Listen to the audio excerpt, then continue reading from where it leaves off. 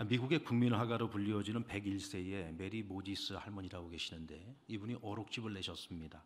인생의 봄에는 할 일이 참 많습니다 라는 책인데요, 이 책에 이런 글이 나와 있습니다. 하면 할수록 잘하게 되지요. 누구나 마음만 먹으면 그림을 그릴 수 있습니다. 모든 일이 그렇듯 하면 할수록 잘하게 되지요. 이 모지스 할머니는 어려서 지독히 가난한 농부의 딸로 태어났습니다. 그런데 어디서 가서 그림을 배웠겠어요? 그림이라고 하는 것은 제대로 배워본 적이 없고 제대로 학교를 다녀본 기억도 없습니다. 12살 때부터 남의 집에 가정부일을 시작을 해서 15년 동안을 일을 하다가 한 남자를 만나서 가정을 이루게 됩니다. 그리고 10명의 자녀를 낳았는데 너무너무 가난한 그 살림 속에 결국은 5명의 아이를 잃어버리게 됩니다. 평생 쉬지 않고 일만 하고 살았습니다. 그랬던 할머니가 70 중반을 넘어서면서 그림을 그리기 시작했습니다. 어디서 배워서 그린 그림이 아닙니다. 원래는 자수를 했는데요, 이 자수를 하면서 너무 오랜 세월 동안 일을 많이 하고 살아서 이 손의 관절이 다 약해진 거예요. 이게 손을 제대로 쓸 수가 없으니까 더 이상 자수를 할 수 없게 되었는데, 동생이 하루는 언니 이제는 더 이상 자수를 할 수 없으니 그림을 한번 그려봐, 이 말 한마디에 그림을 그리기 시작했습니다. 조금씩 그려나가다 보니까 실력이 조금씩 늘기 시작했어요. 그리고는 이 할머니가 그린 아기자기한 그림들이 한 수집가의 눈에 띄게 되면서 그 그림이 유명해지게 되었고 이 할머니의 이름이 알려지게 되었습니다. 그리고 많은 사람들에게 희망을 주는 국민화가의 칭호를 받게 된 겁니다. 할머니의 말대로 그녀의 그림은 배워서 그린 그림이 아니에요. 그리고 싶어서 그린 겁니다. 계속 그리다 보니까 더 잘 그리게 되었습니다. 그리고 그림을 알아봐주는 한 사람과의 극적인 만남을 통해서 이 할머니의 이야기와 그림이 세상에 알려지게 된 거죠. 저는 이 책에서 가장 마음에 남는 글이 모든 일이 그렇듯 하면 할수록 잘하게 된다라는 글입니다. 한번 따라 볼까요? 하면 할수록 잘하게 된다. 그런데 여러분, 해야 됩니다. 그림을 그리고 싶으면 그려야 됩니다. 내가 제대로 그릴 수 있을까? 과연 내가 제대로 색깔이나 칠할 수 있을까? 내가 그린 그림을 누가 봐주기나 할까? 생각만 하고 있으면, 그림을 시작하지 않으면 어떤 것도 이루어지지 않습니다. 이 할머니가 잘한 일은 뭐죠? 그림이 그리고 싶을 때 그림을 그리기 시작한 겁니다. 동생의 권유를 들었을 때 생각이 많았으면 시작을 못했을 겁니다. 그러나 시작을 했기 때문에 국민 화가가 될 수 있었습니다. 많은 사람들이 해보기도 전에 미리 겁먹고 미리 할 수 없다는 생각에 사로잡혀서 포기해버리는 경우가 많습니다. 한마디로 말해서 생각이 너무 많은 거예요. 생각이 많다 보니까 시도도 해보지 못하고 도전도 못 해보고 미리 포기하는 겁니다. 근데 여러분, 우리가 살아보니까 어떻던가요? 우리가 도전을 안 해서 못하는 것이지, 정말로 할 수 없어서 못하는 것이 아닙니다. 아무리 못하는 것도요, 그냥 해보면, 또 계속 하다 보면, 하면 할수록 실력은 느는 것입니다. 더 잘하게 되는 것입니다. 금년 2024년에 여러분들의 삶에 새로운 도전이 더 많아졌으면 좋겠습니다. 혹시 여러분들이 정말 하고 싶은 것이 있는데 생각이 너무 많아서, 그래서 아직까지도 하지 못해서 늘 시간이 지나고 뒤돌아보면 후회되는 일들이 많았다면, 2024년은 여러분들이 정말 이것이 옳은 일이고 선한 것이고 또 내가 정말 잘할 수 있는 일이고 하고 싶은 일이라고 한다면 미루지 마시고 생각만 하지 마시고 그냥 해보시기 바랍니다. 아멘. 그러다 보면 우리가 더 잘할 수 있지 않겠습니까? 더 잘하다 보면 나중에는 누군가가 알아도 주고 칭찬도 해주고 그것이 누군가에게는 또 선한 영향력을 미칠 수도 있지 않겠습니까? 여러분들 하면 할수록 더 잘하게 되는 금년 한 해가 되기를 주의 이름으로 축원합니다. 자, 오늘 본문의 말씀은 예수님의 변모산 사건과 관련된 이야기인데요. 예수님께서 세 명의 제자만 특별히 따로 구별해서 데리고 높은 산 위에 올라가셨습니다. 그곳에서 있었던 이 변모산 사건은 여러분들 이미 다 잘 아실 겁니다. 근데 그 일이 일어나고 있는 동안에 이 산 밑에서는 남아있던 제자들에게 한 가지 사건이 있었습니다. 귀신이 들려서 말을 못하는 한 아이를 둔 아버지가 예수님을 찾아온 거예요.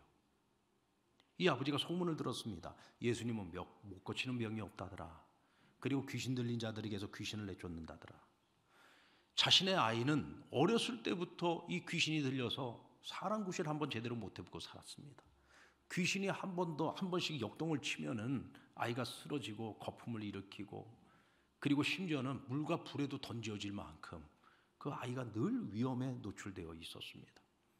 그래서 예수님에 관한 소문을 듣는 순간에 예수님을 찾아가 예수님을 만나면 예수님께서 내 아이의 이 문제를 해결해 줄 수 있지 않을까, 그 믿음을 가지고 주님을 찾아왔는데 마침 예수님이 계시지 않았어요.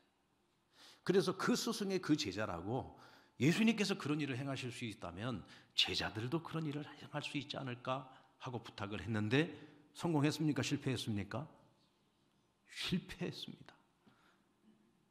여러분, 한때 예수님의 제자들이 예수님께서 2사람, 3사람씩 짝을 지어서 전도를 하러 내보내셨을 때 그들에게 예수님이 축복 기도를 해주시고 그들에게 권능을 주어 보냈다고 했어요. 주님이 그들에게 권능을 주어서 보내니까 복음을 전하는 현장에서 병든 자들도 있고 귀신 들린 자들도 있는데 그들이 기도할 때 귀신이 떠나가는 역사가 일어나고 병 고침 받는 역사도 그들이 이미 경험을 했었죠. 그러니까 이 제자들은 자신들이 대단한 무슨 능력이 있어서 자신들이 하면 이 아이에게서 귀신이 떠나갈 거라고 생각을 했던 것 같아요. 어떻게 했겠습니까? 이 귀신아 떠나가라 하고 외쳤겠죠. 근데 도무지 귀신이 떠나갈 생각을 안 합니다. 여러분, 내가 지난 경험을 가지고 오늘도 외치고 떠나가라 하면 귀신이 떠나갈 줄 알았는데 귀신이 떠나가지 않는 거예요. 이 제자들이 얼마나 당황스러웠겠습니까?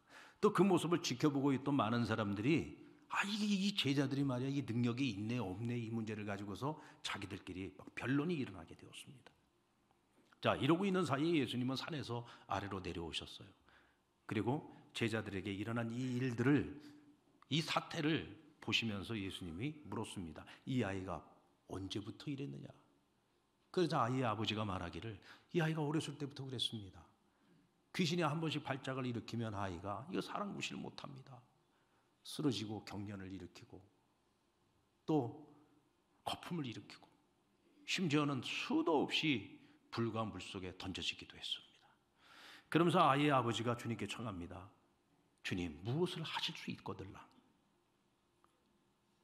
우리를 불쌍히 여겨주시고 우리를 도와주십시오. 무엇이든지 할 수 있거들라. 그러자 주님께서 말씀하십니다. 아니, 할 수 있거든이 무슨 말이냐? 믿는 자에게는 능치 못함이 없느니라.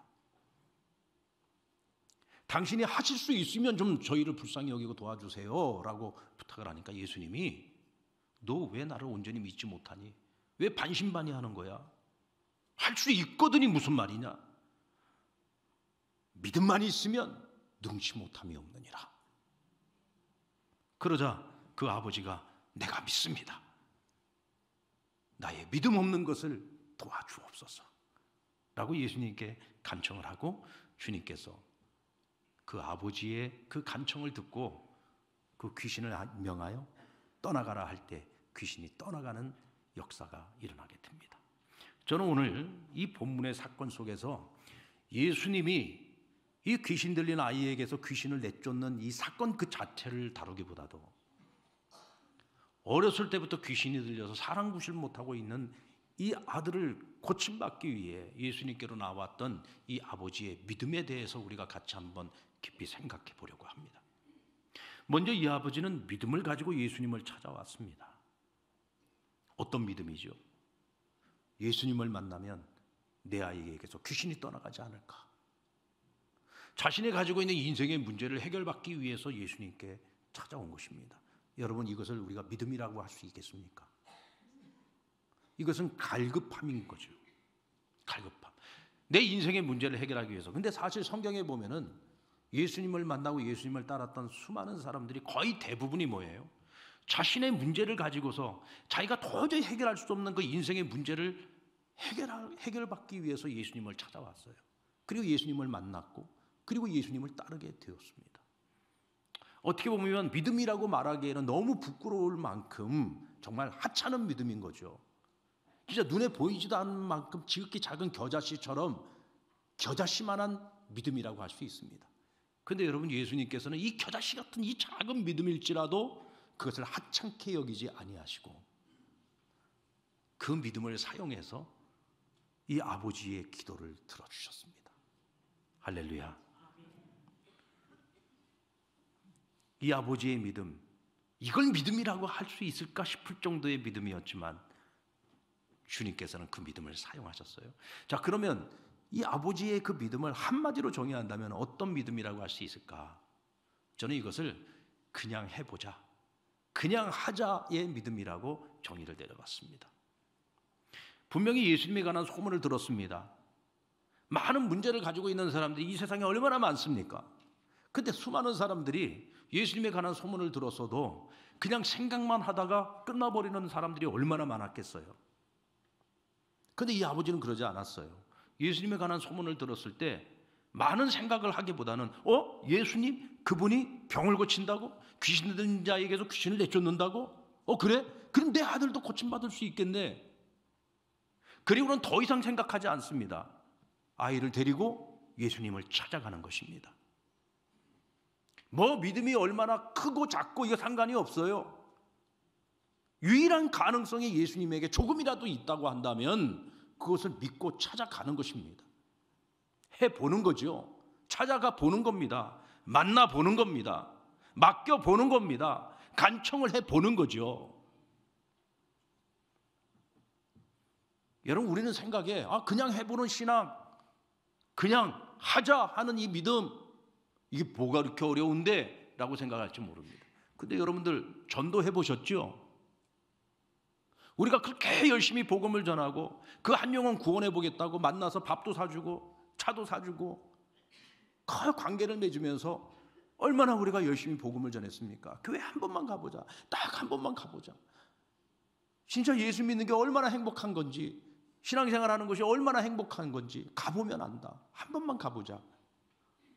그렇게 정성을 들이고 그렇게 열심히 전해주었고 그렇게 간절히 간청을 했는데도 불구하고 할 듯 말 듯 할 듯 말 듯 하다가 하는 사람이 많아요? 안 하는 사람이 많아요? 안 하는 사람이 훨씬 많죠. 여러분들이 열심히 전도한 것만큼 다 그래 한번 해보자 그러고 다 들어왔으면은요, 지금 이 자리 빈자리 없습니다. 차고도 넘치겠죠. 여러분, 그냥 해본다는 게 그렇게 쉬운 게 아닙니다. 여러분들도 그냥 해보자는 마음을 가지고서 신앙생활을 시작하셨다면 그게 은혜인 줄로 믿으시기 바랍니다. 그냥 해보는 그 마음도 여러분 그냥 생긴 게 아니죠. 그것도 하나님이 주신 마음입니다. 그것이 여러분 믿음의 첫 출발이 될 수 있는 겁니다. 그것조차도 하지 못한다면 우리는 믿음의 길로 접어들 수가 없는 거죠. 오늘 이 아버지가 잘한 것은 뭐예요? 그냥 해보자 하고 주님을 찾아온 그 자체가 잘한 것입니다. 왜? 그것이 신앙의 출발점이기 때문이죠. 그런데 우리는 신앙생활 중에 그 작은 겨자씨만한 믿음마저도 잃어버릴 위기를 만날 때가 있습니다. 오늘 이 아버지가 처음 예수님을 찾아올 때는 예수님을 만나면 뭔가 해결받을 수 있다는 믿음을 가지고 왔어요. 그런데 제자들을 만나고 제자들에게 실망하고 난 후에 그 믿음이 실족 단계에 이르고 말았습니다. 그가 산에서 내려오신 예수님에게 아들을 고쳐달라고 부탁을 할 때 뭐라고 부탁을 했어요? 무엇이든지 주께서 하실 수 있거든. 하실 수 있거든. 이 말은 무슨 말이에요? 전적으로 믿는다는 얘기입니까? 아니면 반신반의하는 얘기입니까? 이건 반신반의하는 거죠. 듣는 주님 입장에서는 기분이 좋겠어요? 나쁘겠어요? 듣는 주님 입장에서는 엄청 기분 나쁜 얘기 아닙니까? 온전한 믿음을 가지고 확신을 가지고 나에게 도와주세요. 귀신 좀 내쫓아주세요. 내 아이를 좀 고쳐주세요. 이렇게 이야기를 해도 좀 고쳐줄까 말까 하는데 주께서 능력이 있어 하실 수만 있다면 한번 해주십시오라고 부탁을 합니다.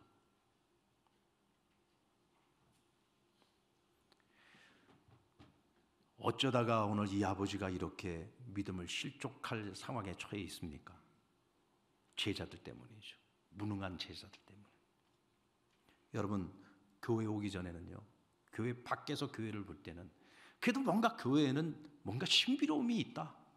그래도 세상에 가지고 있지만 뭔가 좀 특별한 것이 있겠지. 그런 막연한 기대라도 갖습니다. 그런데 교회에 와서 믿는 사람들을 만나보고 믿는 사람들 공동체에서 서로 교제를 해보고 또 신앙생활을 시작을 했는데 내가 가지고 있는 인생의 문제는 해결이 안 되고 또 사람들을 보니까 예수 믿는 사람이나 안 믿는 사람이나 별 차이도 없는 것 같고 어떤 사람들을 보면 안 믿는 사람만도 못한 사람도 있는 것 같고 그런 사람들을 보면서 자꾸 마음에 상심이 찾아오고 실망이 찾아오고 아이고 뭐 괜히 쓸데없이 주일날 시간 내서 이렇게 교회까지 뭐 하려고 와. 그러다가 교회와 멀어지고 나중엔 교회를 떠나게 되고 나중에는 신앙마저 다 잃어버리는 경우가 있어요 없어요? 있습니다. 여러분들 예수 믿는 내가 나도 모르는 사이에 누군가에게 상처 줘서 그 사람이 나 때문에 신앙생활을 포기해버리는 경우도 생길 수 있는 거죠. 그런데 우리가 하나 잊지 말아야 될 것이 있습니다. 여러분, 교회는 완전하지 않습니다. 교회는 절대로 완전한 공동체가 아닙니다. 왜요? 누가 교회입니까? 내가 교회잖아요.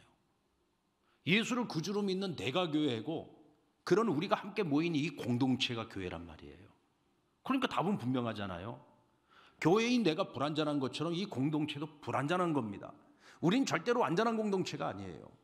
여러분, 예수님의 제자들이 무능하여 주님이 그들을 보면서 탄식하지 않습니까? 내가 언제까지 너희와 함께 있어야 되고 내가 언제까지 너희를 참아야 되느냐라고 탄식은 하셨지만 그렇다고 주님께서 그들을 버리시고 떠나시지 않았잖아요. 그 부족한 제자들 속에 여전히 함께하고 계시면서 그들을 가르치시고 그들을 지도하시면서 그들을 바로 세워가시지 않았습니까? 오늘 이 땅의 교회가 사람들이 모인 공동체예요. 우리가 예수 믿고 구원받았지만 우리 여전히 완전한 사람들이 아니잖아요. 여전히 못난 자아가 우리 안에 여전히 남아 있습니다.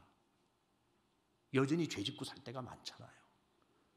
여전히 못된 성품 때문에 누군가에게 상처 주며 살아갈 때도 많이 있지 않습니까? 실수도 많이 하고 넘어지기도 많이 하고 허물도 많은 것이 우리 인생이잖아요. 사랑하는 여러분, 그럼에도 불구하고 주님은 우리를 버리지 않지 않습니까?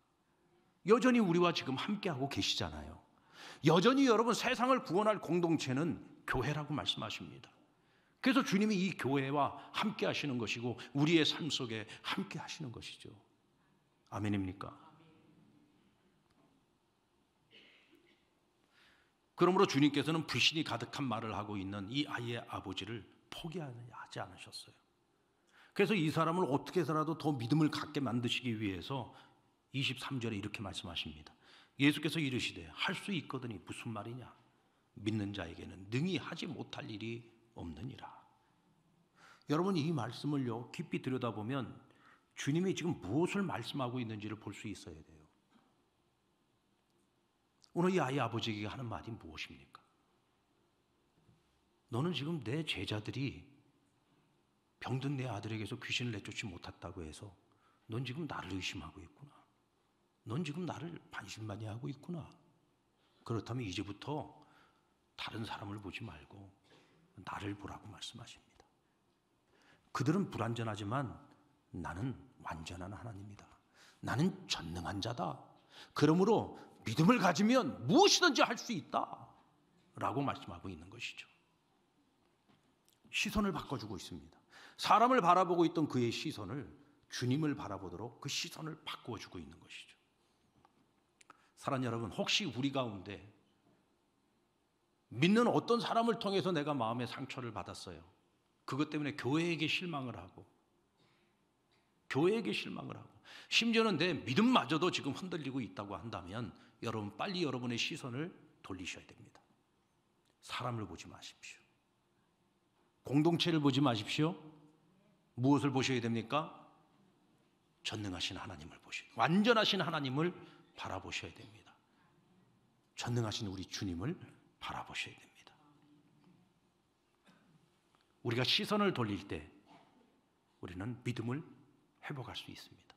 시선을 돌릴 때, 주님을 바라볼 때 우리는 한 걸음 더 나아가는 믿음의 자리에 설 수 있습니다. 보십시오. 오늘 시선을 주님께로 돌린 이 아버지가 주님을 향해서 이렇게 간청합니다.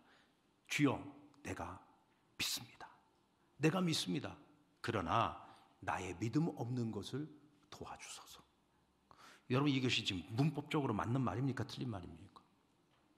분명히 나는 믿는다고 고백을 했어요. 그래 놓고는 나의 믿음 없음을 도와주소서 하고 주님께 간청합니다.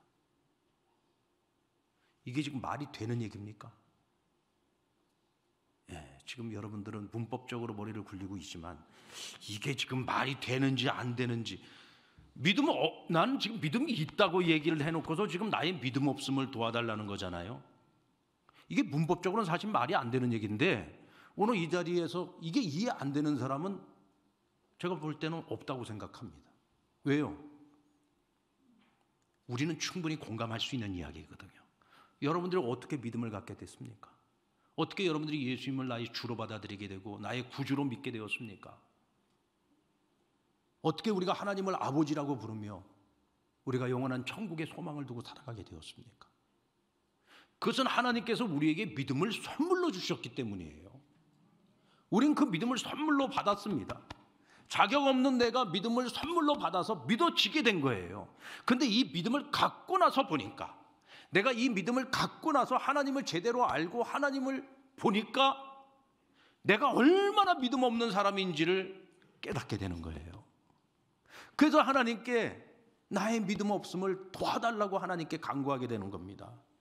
혹시 우리 가운데 내가 지금 신앙생활을 10년, 20년, 아니 30년, 40년, 아니 어머니 뱃속에서부터 믿어가지고 내 평생을 믿음 생활을 해왔어.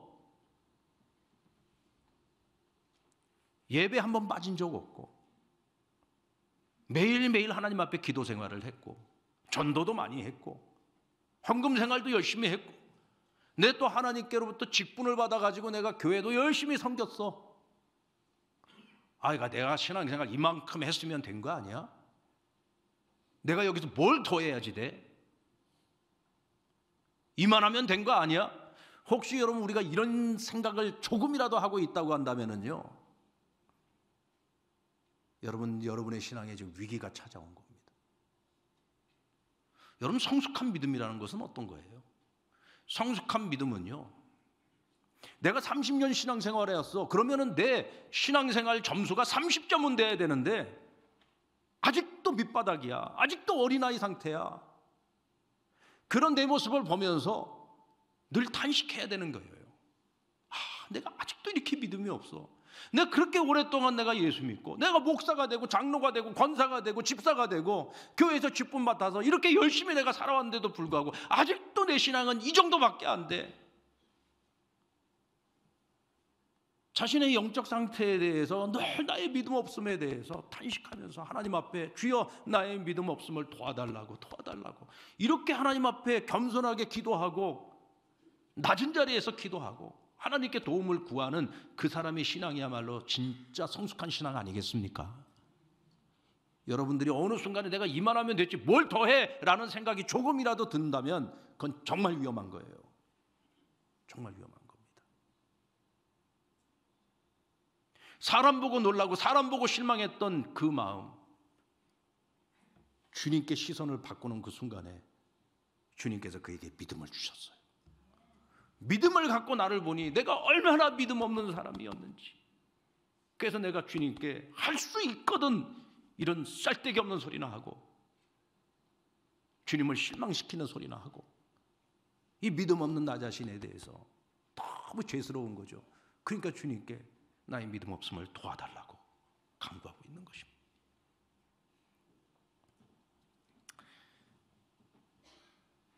오늘 이 아버지의 믿음의 출발은 그냥 하자는 믿음에서 시작했어요.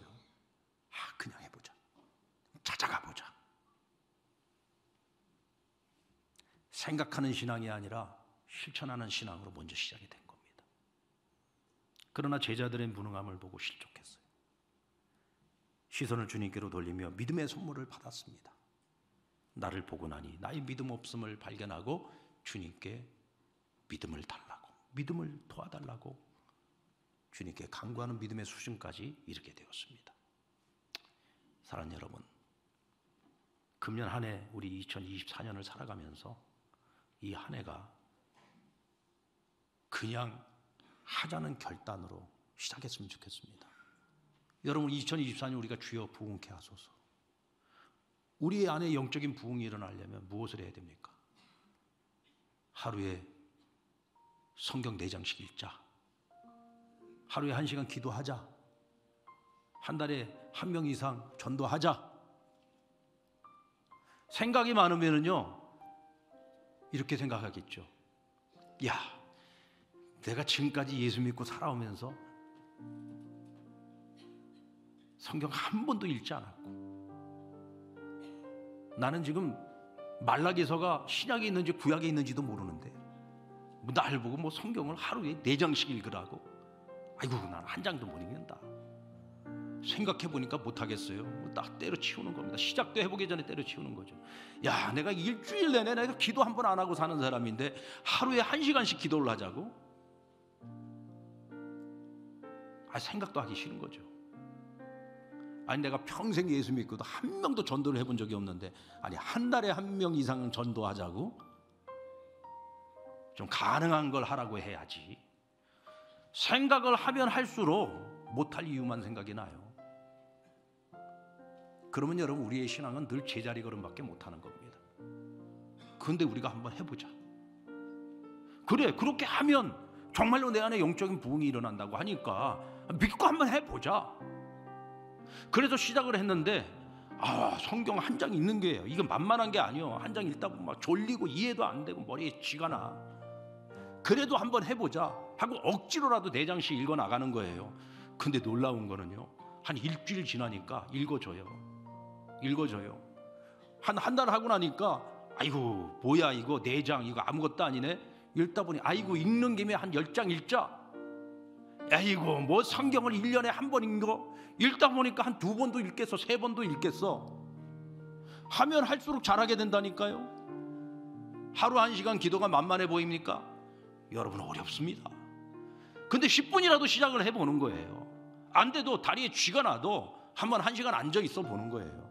그리고는 하나님께 잘 못하는 기도지만 각대를 쓰듯이 하나님 앞에 기도를 하다 보니까 2시간도 하게 되고 3시간도 하게 되고, 나중에는 능력 받으니까 성령으로 기도하니까 뭐 4시간, 5시간, 6시간 하루 종일 기도도 하게 되는 거예요. 한 달에 1명 이상 꿈 같은 일이었는데 막상 시작을 해보니까, 한번 전해보니까 생각지도 못하게 이 어눌하게 전하는 복음을 듣고도 나도 예수 믿어보겠다고, 어느 교회 다니시냐고 나도 그 교회 한번 나가 보겠다고, 이런 사람들 만나니까 야, 이거 전도가 되네? 한 달에 1명이라 그랬는데, 야, 뭐 이왕이야 하는 거 뭐 한 달에 1명이야? 되는 대로 하는 거지. 하면 할수록 느는 거예요. 전도도 더 잘하게 되고, 기도도 더 잘하게 되고, 말씀도 더 많이 읽고 더 묵상하게 되고, 그러면서 내 신앙생활이 점점 더 잘하게 되는 거예요. 여러분, 시작하지 않으면 우리는 늘 생각만 하다가 또 금년 한 해도 뒤돌아보고 또 후회하는 한 해를 그냥 그렇게 흘려보내는 거죠. 여러분, 그냥 하는 것이요 쉬워 보이지만 그렇지 않습니다. 그럼에도 불구하고 오늘 이 시간을 시점으로 해서 우리 한번 해보십시다. 아멘. 그냥 해보자고요. 우리 한번 옆에 분에게 그냥 한번 해보십시다. 생각만 하는 신앙이 되지 마십시오. 생각하다가 미궁에 빠집니다. 그냥 하면 되는 겁니다. 그냥 하면 할 수 있습니다. 이때 여러분, 한 해를 지나고서 우리가 얼마만큼 성장해 있는지, 우리 안에 얼마만큼 부흥이 일어나 있는지 우리 보게 될 겁니다. 생각만 하고 있으면 우리는 변하지 않습니다. 하나도 달라지지 않을 겁니다. 나도 안 바뀔 것이고 우리 교회도 안 바뀔 것이고 아무런 변화도 일어나지 않을 겁니다. 여러분들이 변화를 기대하신다면, 진짜 부흥을 기대하신다면 시작하십시오. 하나님께서 하게 하실 겁니다. 주님께서 우리와 함께 하시며 도와주실 것입니다.